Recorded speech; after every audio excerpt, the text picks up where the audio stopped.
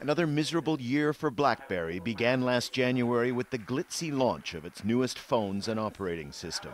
But consumers weren't enthused. Market share stayed weak and operating losses mounted. Then the company put itself up for sale and accepted an offer for $4.7 billion from one of its largest shareholders, the Canadian private equity firm Fairfax. Now that deal is off the table, and Fairfax is promising to invest just $250 million and seeking partners for a total cash injection of $1 billion. Less than 2 years into the job, CEO Thorstein Heins will leave. He was a company insider and will move on sometime in the next 2 weeks. Replacing him is Chen, a US-based technology executive with a reputation for turning around troubled companies. So far, the markets have not reacted well.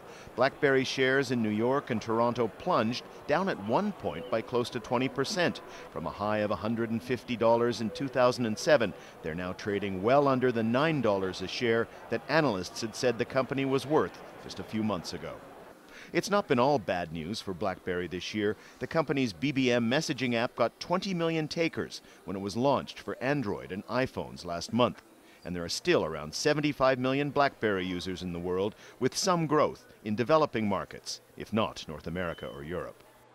It's not time yet to write off this once mighty Canadian product, but if Blackberry survives at all, it'll bear little resemblance to the technology giant that changed the way we all communicated. Daniel Lack, Al Jazeera, Toronto.